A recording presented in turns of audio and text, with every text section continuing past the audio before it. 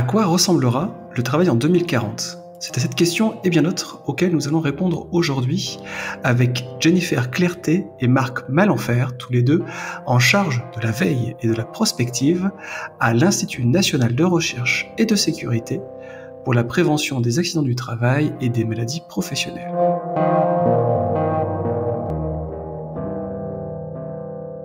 Jennifer Clerté, Marc Malenfer, bonjour. Bonjour. Bonjour. Pour débuter cet épisode, je vous propose de nous expliquer comment vous avez pu imaginer les évolutions possibles du travail. En gros, qu'est-ce que vous avez mis en place pour identifier ce que pourrait être le travail en 2040? Alors d'abord, il faut préciser que cela fait maintenant 10 ans que l'INRS suit les transformations du travail et les enjeux que cela soulève pour la santé et la sécurité des travailleurs. Et en 10 ans, la cellule veille et prospective que nous représentons de notre institut a conduit une dizaine de travaux qui ont porté sur de nombreux sujets. On peut citer les robots d'assistance physique, les modes et méthodes de production, la plateformisation, l'économie circulaire, le bâtiment du futur, ou encore l'usage de l'intelligence artificielle au service de la santé et sécurité au travail. Et puis dernièrement, les modes de pilotage de l'activité qui a donné lieu à un rapport intitulé «Le travail en 2040». Et donc tous ces travaux, ils sont accessibles sur le site de l'INRS. Ils ont chacun un horizon différent qui peut aller de 15 à 25 ans et ils visent à imaginer, comme vous l'avez précisé, les différents scénarios de futurs possibles. En fait, ces scénarios, ils sont construits grâce à l'analyse en amont d'un certain nombre de variables et de tendances.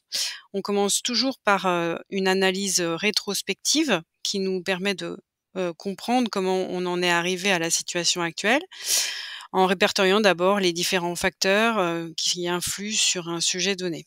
Et dans un deuxième temps, on formule ensuite les hypothèses d'évolution possibles pour chacun de ces facteurs. Et c'est le croisement de ces différentes hypothèses qui nous permet de construire plusieurs scénarios possibles pour l'avenir. Dans un second temps, on imagine souvent des récits pour incarner ces scénarios, et cela permet de les rendre plus concrets et de susciter le débat au sein de la communauté d'experts en santé et sécurité au travail, pour qu'à la fin, on parvienne à la fois à définir les enjeux que ces scénarios posent en matière de conditions de travail et de santé et sécurité au travail, mais également à réfléchir aux nouveaux risques qui pourraient émerger dans le cadre des futurs qui ont été imaginés et quelles seraient les mesures à mettre en œuvre pour éviter qu'ils ne se développent. Donc pour revenir à notre dernier exercice sur le travail en 2040, on disposait de beaucoup de matières issues de nos travaux passés, et donc on a décidé d'adopter une approche un peu différente.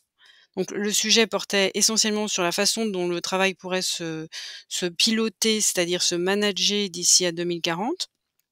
Et donc on a commencé par constituer d'abord un groupe de travail multidisciplinaire avec des chercheurs de l'INRS, mais également Thomas Coutreau, qui est chercheur associé à l'Institut de recherche économique et sociale, l'IRES, et Suzy Canivinck, enseignante-chercheur à la chaire future de l'industrie et du travail de Mines Paris PSL. Puis on a conduit un certain nombre d'entretiens de chercheurs et on a également conduit des visites d'entreprises incarnant un modèle innovant, ce qui nous a permis d'identifier un certain nombre de tendances en matière d'organisation du travail.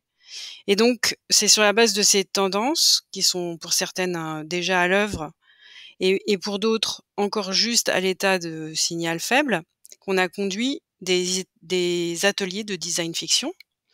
Et c'est la première fois qu'on a testé cette méthode, cet outil. Et il s'agit d'une méthode qui vise à imaginer des objets ou des personnages pour les incarner dans les récits de futurs possibles. Et dans le cadre de cet exercice, on a imaginé des profils d'entreprise de demain. On a imaginé 8 et aussi 10 profils de travailleurs. Donc chacune de ces entreprises incarne à sa façon un modèle d'organisation du travail innovant ou parfois plus traditionnel, identifié lors de la première phase d'analyse rétrospective. Et dans un deuxième temps, on a soumis c'est Production, un groupe pluridisciplinaire d'experts en santé et sécurité au travail, qui pouvaient être, des psychologues, des sociologues, des médecins, des économistes, des juristes ou des ergonomes, afin qu'ils discutent ensemble des enjeux que soulève le développement de ces potentiels, nouveaux modèles, d'organisation. Donc voilà, en bref, ce que l'on peut dire de la méthode que l'on a employée, pour cet exercice. OK, c'est très clair, merci. Et justement, vous avez parlé d'un travail de rétrospective pour comprendre un petit peu, l'état actuel, du travail et des tendances qui peuvent émerger. Quelles sont justement de cette analyse, quelles grandes tendances vous avez pu observer pour le travail tel qu'il est, vécu, aujourd'hui?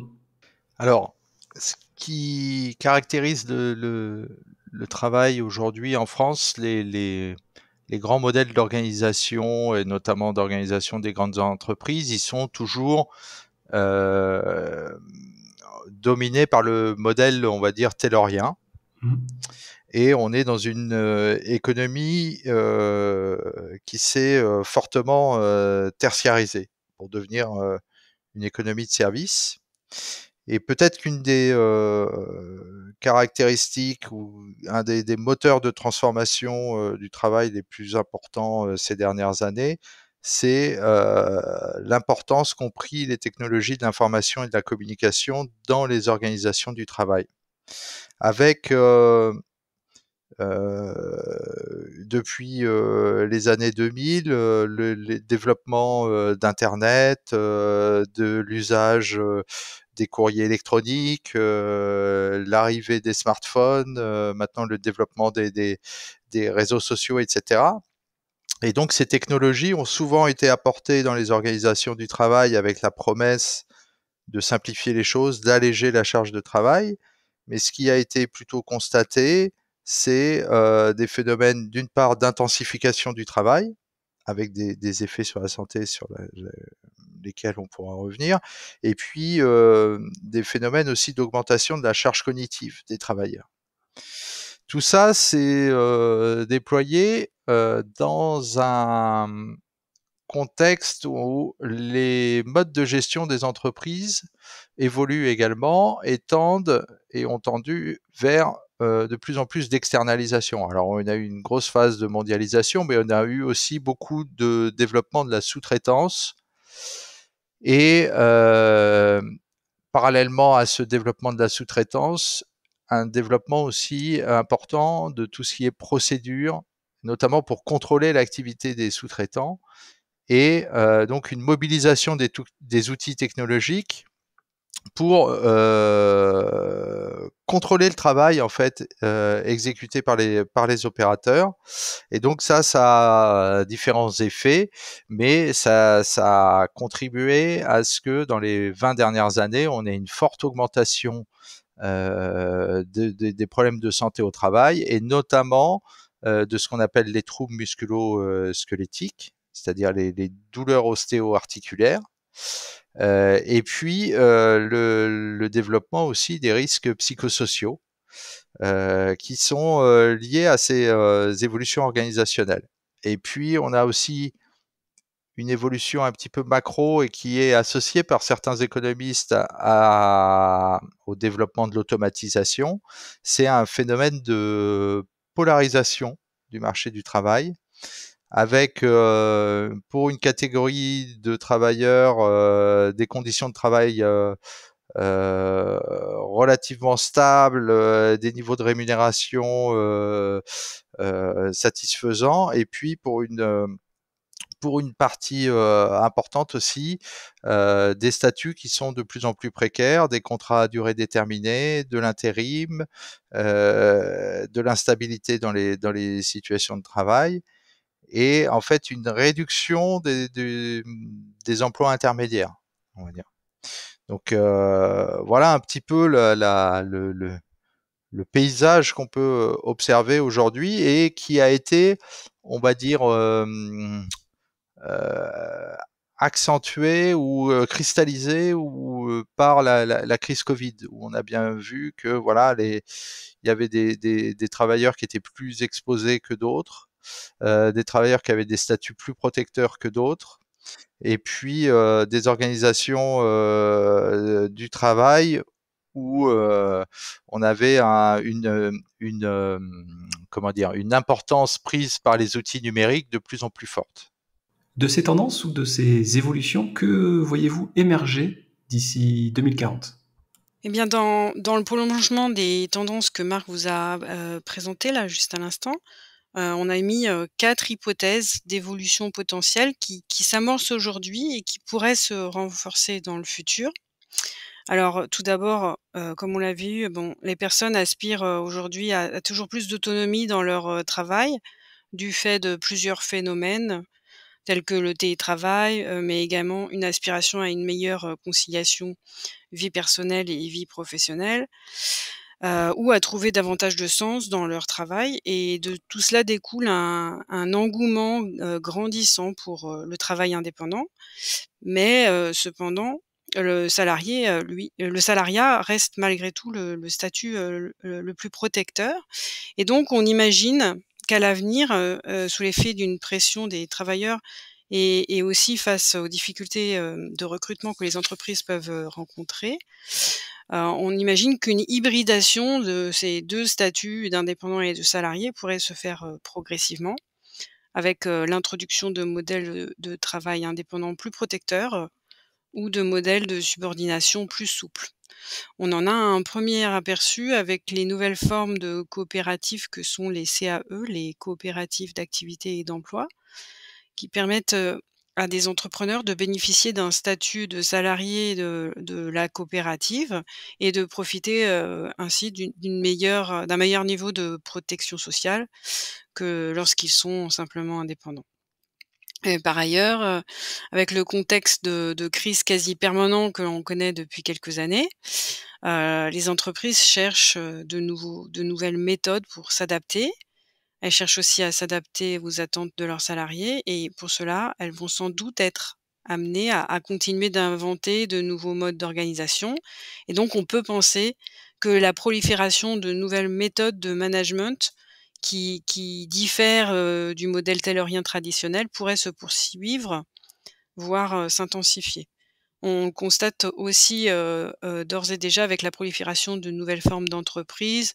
On a déjà parlé des CAE, mais on peut citer aussi les entreprises libérées ou encore le modèle, Buurtzorg, qui s'est développé dans le domaine du soin en particulier. Et on imagine aussi, c'est notre troisième hypothèse, que la pluriactivité pourrait, se développer davantage dans les prochaines années.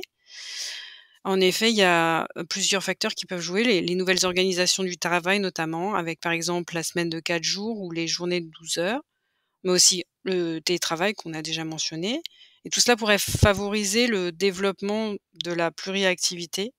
Il y a aussi d'autres indicateurs, qui pourraient s'ajouter, notamment, les tensions démographiques. C'est le nouveau sujet de prospective sur lequel on est en train de travailler.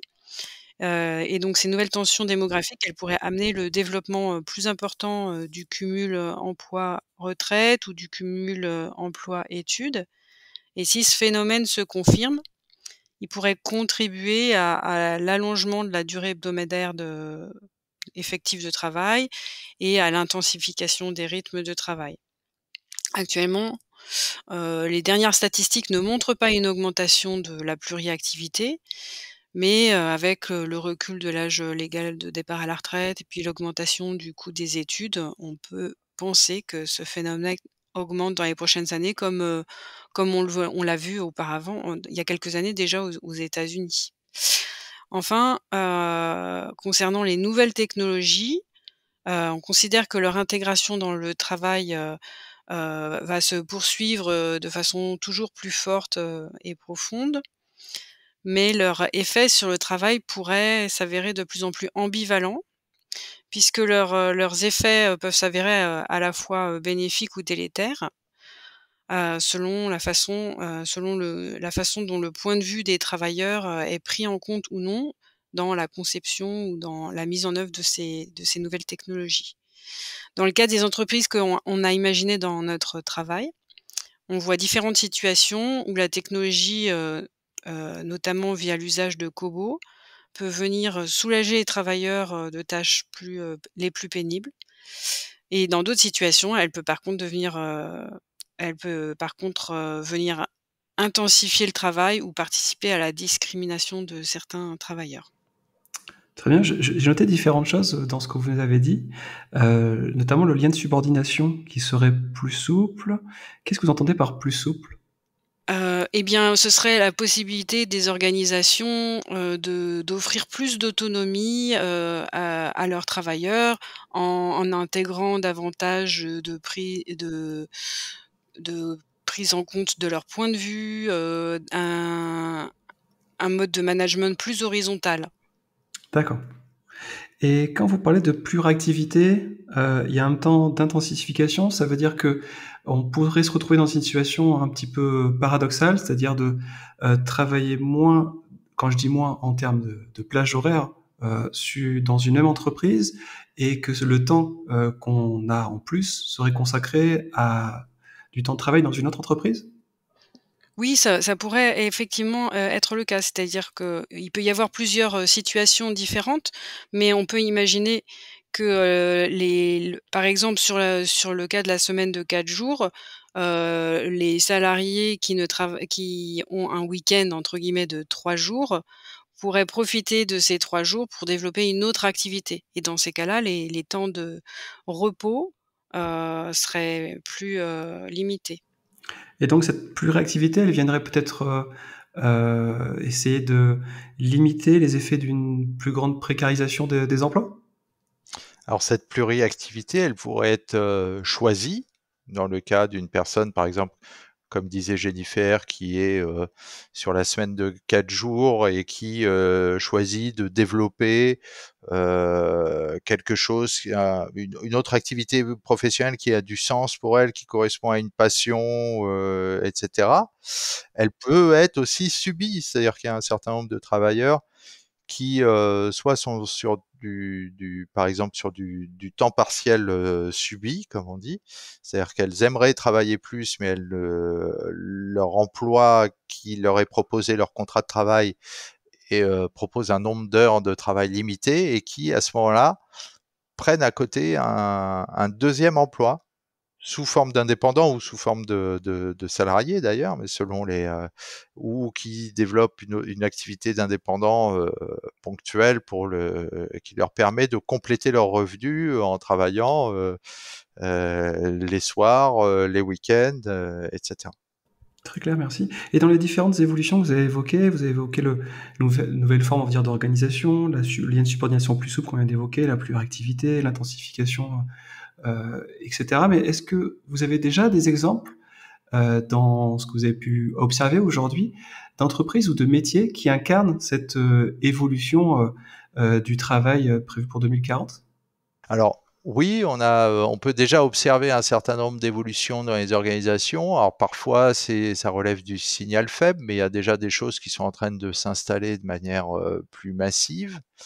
En fait, les modèles d'organisation des entreprises traditionnelles tayloriens, ils sont un peu contestés, et de plus en plus contestés ces dernières années. D'une part, comme le disait Jennifer, il y a une recherche de sens et d'autonomie de la part des travailleurs qui les amène à chercher d'autres modes d'organisation où ils ont euh, plus facilement leur mot à dire sur la manière d'organiser le travail. D'autre part, il y a une remise en cause aussi des modèles de grosses entreprises qui sont une remise en cause qui vient de motivation plus environnementale. On est quand même dans une crise environnementale qui conduit un certain nombre de travailleurs à aspirer à d'autres modèles de production, etc. Et puis, il y a aussi la mobilisation des outils technologiques pour imaginer des nouvelles formes d'organisation du travail qu'on pourrait appeler des organisations technocentrées. Alors, pour vous donner des exemples, typiquement, dans ce registre-là, il y a les plateformes de travail, typiquement les plateformes de livraison, qui sont des organisations qui fonctionnent sur une mobilisation des technologies combinés à des statuts d'emploi indépendants. Et donc, ces plateformes n'ont pas d'encadrement intermédiaire et ont ce qu'on appelle un système de management algorithmique, c'est-à-dire que c'est une machine qui distribue les tâches, qui suit l'exécution du travail des travailleurs, typiquement des livreurs, hein, et qui va y compris les tracer grâce aux outils GPS, et puis qui va aussi mobiliser par exemple les clients dans la notation des travailleurs. Bon, ça c'est l'exemple, on va dire, qui est peut-être le plus défavorable en termes de santé sécurité au travail. Mais il y a d'autres exemples d'entreprises qu'on a rencontrées qui font appel à des modèles beaucoup plus participatifs dans leur organisation, soit en donnant de l'autonomie aux équipes. Jennifer parlait du modèle Burzorg pour l'aide et le soin à domicile. Donc ça, c'est des équipes qui sont autonomes pour organiser à une échelle territoriale très réduite la manière dont elles vont assurer la prise en charge des personnes âgées et malades.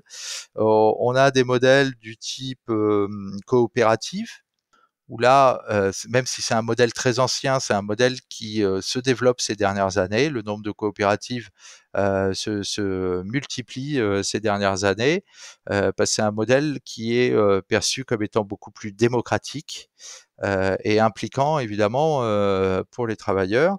Et puis, on a des choses un peu plus qui relèvent plus du signal faible. On a rencontré, par exemple, dans le cadre de cet exercice, une entreprise qui se définit comme une perma-entreprise. Hein, c'est une analogie avec la permaculture.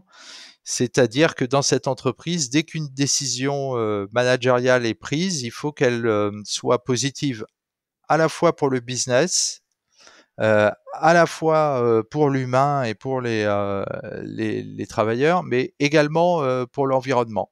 Et donc toute l'organisation de l'entreprise est pensée pour avoir un développement qui soit responsable.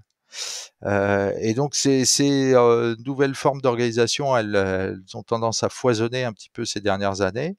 Et l'hypothèse qu'on fait dans cet exercice, c'est que ce foisonnement va se poursuivre et la remise en cause des modèles d'organisation classiques va également se poursuivre. Et est-ce que dans ce foisonnement, vous voyez des risques pour la santé des travailleurs? Alors, les ateliers d'experts auxquels on a soumis nos productions de design fiction, ils ont été particulièrement intéressants et riches, et c'était particulièrement intéressant de constater l'efficacité de cette méthode, de cette approche, notamment pour faire naître le débat.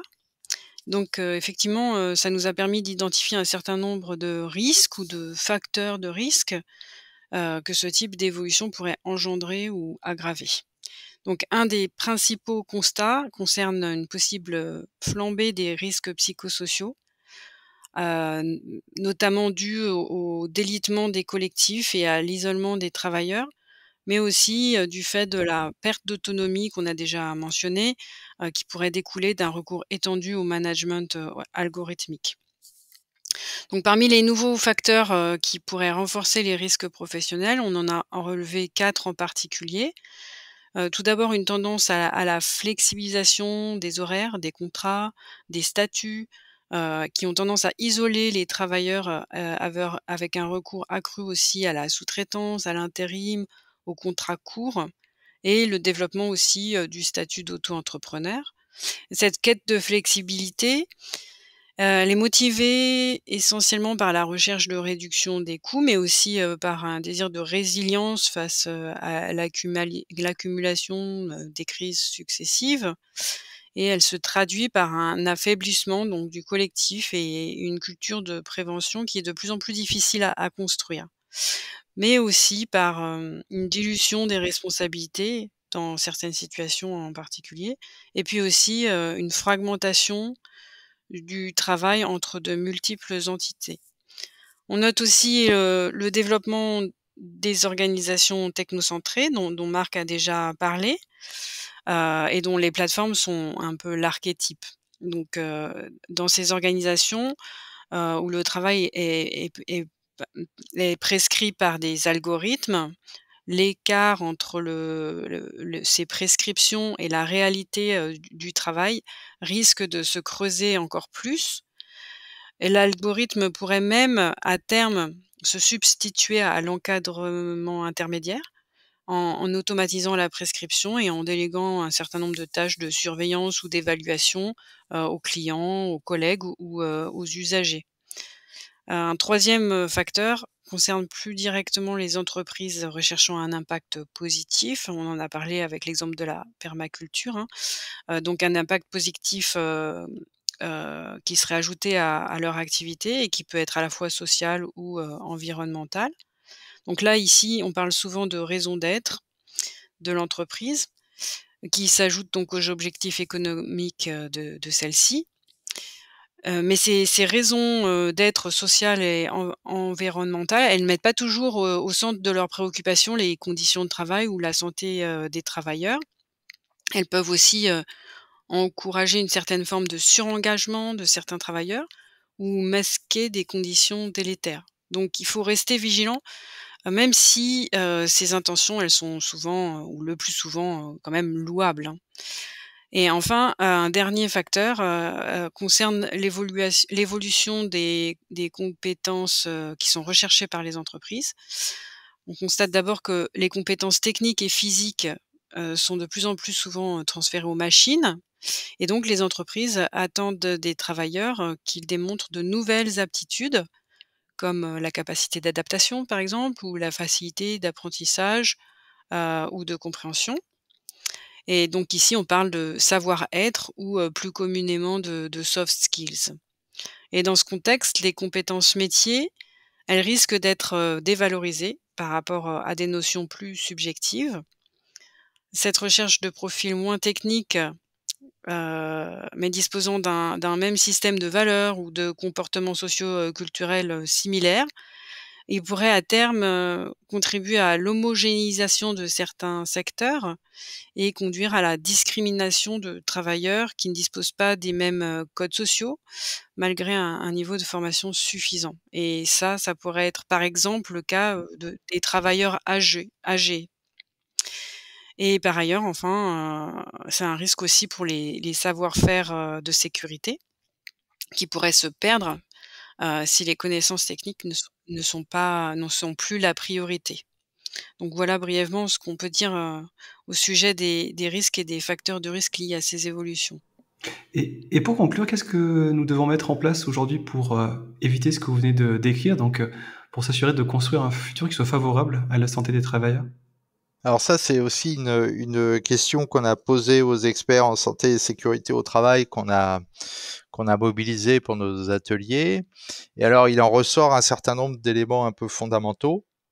D'une part, il y a la nécessité de maintenir ou de clarifier la responsabilité de l'organisateur du travail. C'est-à-dire qu'on l'a vu, on a des organisations qui sont de plus en plus compliquées, on a des donneurs d'ordre, des sous-traitants, des travailleurs qui sont en CDI, d'autres en CDD, d'autres en intérim, d'autres qui peuvent être travailleurs détachés, auto-entrepreneurs, etc. Donc les organisations se complexifient et pour nous, il est fondamental à un moment, parce que la prévention, ça s'organise, d'avoir l'identification de la personne qui est responsable d'organiser la santé-sécurité sur un lieu de travail.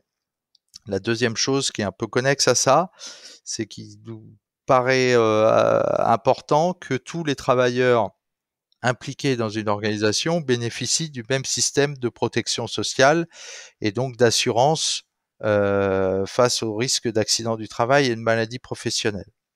Et puis, on l'a dit, le risque, c'est quand même de voir monter des situations de plus en plus, des relations de travail de plus en plus individualisées. Et donc, on a besoin de remettre ou de mettre en place du dialogue social et du dialogue professionnel dans toutes les organisations du travail. C'est-à-dire que les travailleurs qui font le travail, qu'ils aient à un moment donné leur mot à dire sur la manière dont ce travail est organisé et qu'ils puissent disposer d'espace leur permettant d'en discuter ensemble à des fins d'amélioration des conditions de travail. Ça implique aussi quelque part le maintien d'un encadrement humain, d'un encadrement de proximité qui soit au plus proche du travail des opérateurs et donc du travail réel et qui permette d'éviter cette déconnexion entre la prescription du travail par des outils technologiques et la réalité des conditions dans lesquelles il est mis en œuvre par les opérateurs.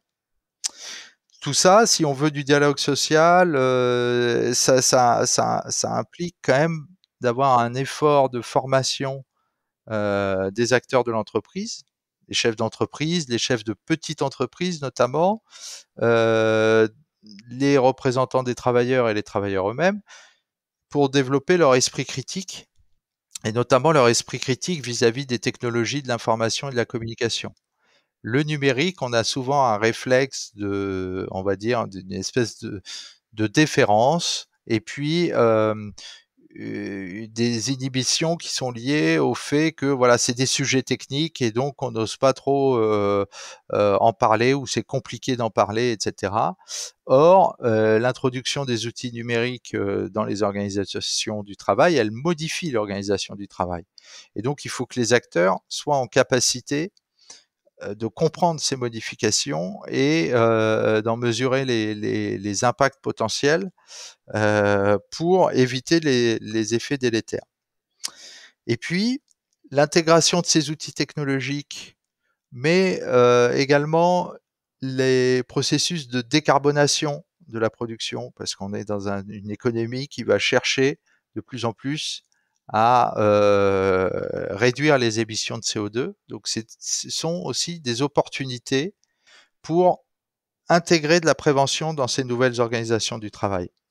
On va numériser, on va décarboner, ça veut dire qu'on va transformer les systèmes de production, on va transformer les organisations du travail, et c'est là qu'on a besoin de compétences pour faire en sorte que ces nouvelles organisations du travail, elles intègrent la santé-sécurité au travail et elles tiennent compte des principes généraux de prévention. Dans les principes généraux de prévention, il y a évidemment le fait de tenir compte des évolutions technologiques, mais il y a aussi et surtout le fait d'adapter le travail à l'homme. Et donc, il faut que ces nouvelles organisations du travail qui se mettent en place, elles placent l'humain au cœur de leur organisation et qu'on ne demande pas, comme c'est souvent le cas quand on introduit des technologies de manière un peu précipitée dans des organisations, qu'on ne demande pas aux opérateurs de s'adapter à l'outil technologique. Mais c'est bien à l'outil technologique de s'adapter à la réalité du travail des opérateurs.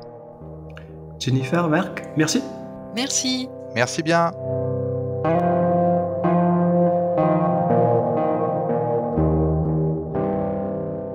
C'est sur ces mots que se termine notre épisode consacré au travail en 2040.